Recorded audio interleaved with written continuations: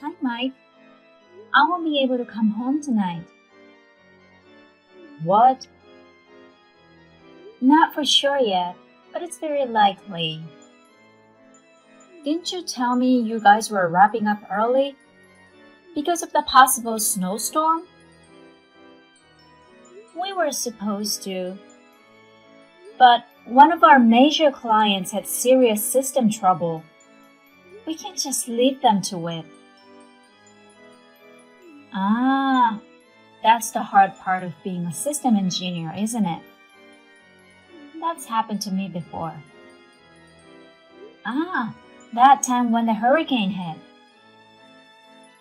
We can handle it remotely from the office, but I can't say when we'll be able to solve it. I'll go home if I can, but if not, I'll stay at the office. I wanted to let you know.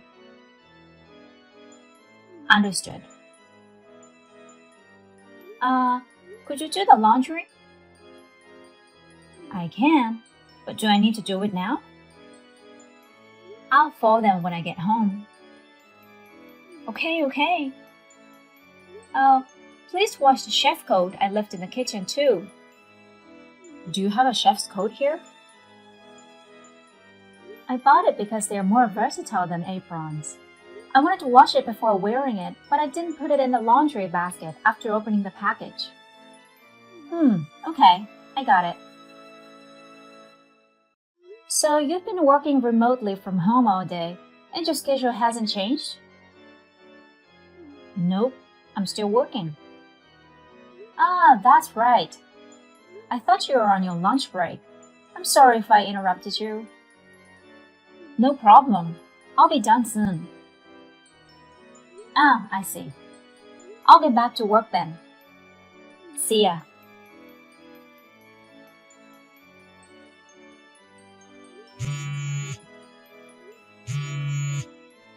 Hey, Mike? You're not at home? Where did you go in this heavy snow? What's going on in your backyard? The lady across the street called to tell me that a woman was lying in the snow in our yard. She called an ambulance and took care of her since we weren't home. I can't go home because of this heavy snow. I don't know where you are right now, but I wanted to let you know. Call me when you see this.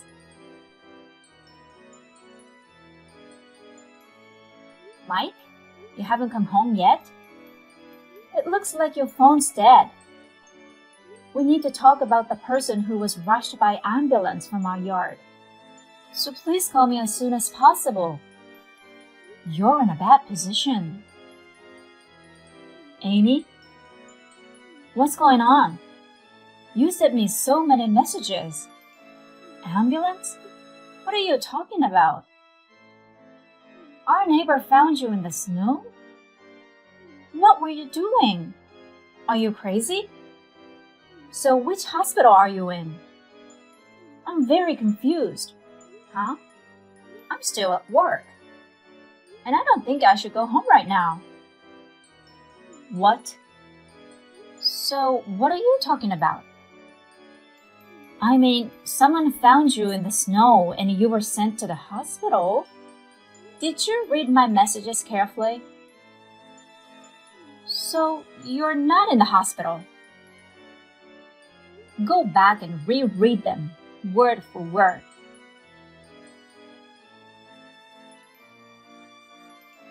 Hey, so are you saying someone was found in our backyard? And this person was sent to the hospital? Well, you did it, right? What? You called me crazy without reading my messages carefully. It's no use making up for it now. Oh no. I misunderstood the content. Was that the only explanation? Did you forget what you did? Well, we know who she is now, the woman who was buried in the snow. Her name is Kate. Kate? And I don't know her. Who is it?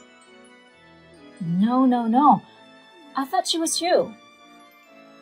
Me? What?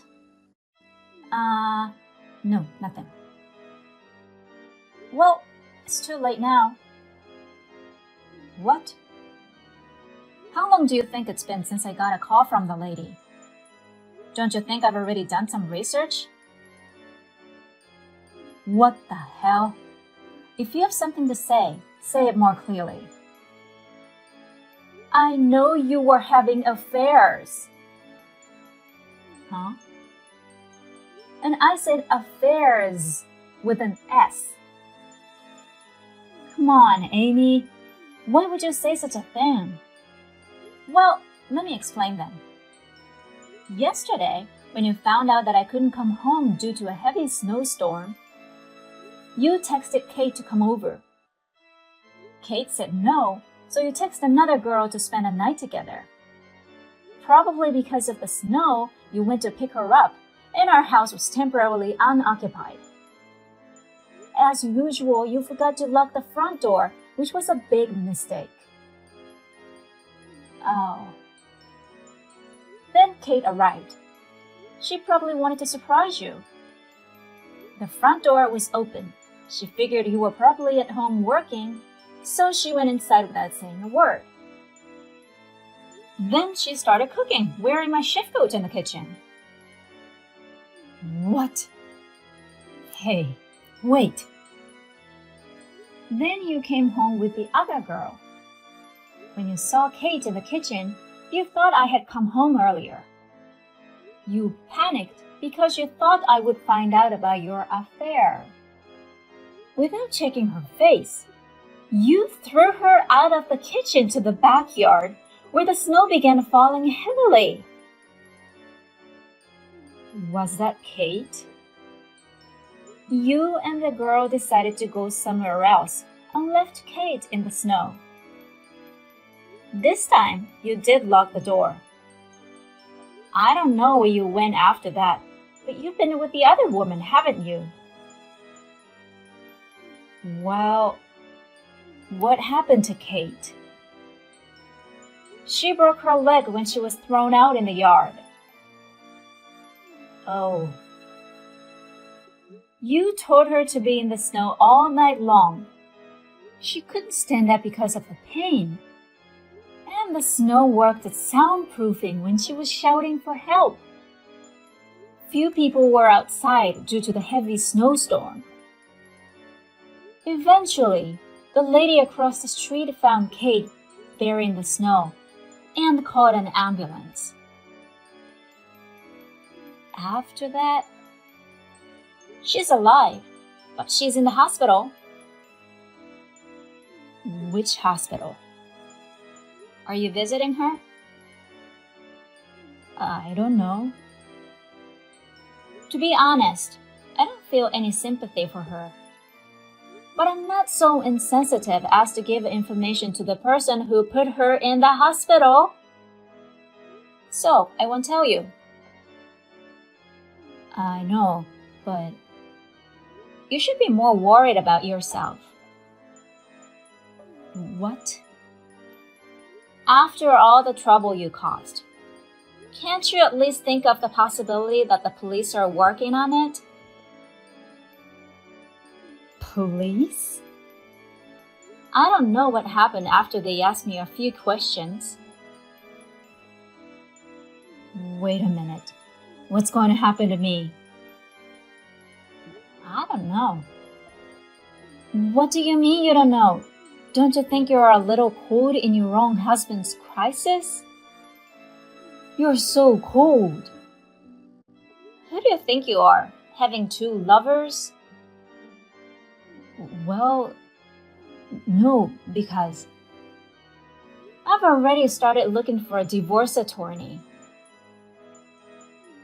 Divorce? Lawyer? That's a big deal. I'll repeat it. Who do you think you're talking to after having two unfaithful partners? Oh no, you're my true love. What? That's why I chose you as my wife, right? In other words, are you insinuating you already had relations with them when you married me? No, that's. I see. It's not like that. My frustration level is about to hit its limit. I'll talk to you through my lawyer. I'm sure we can sort this out. Who do you think you are? I mean, shut up. What? Bye.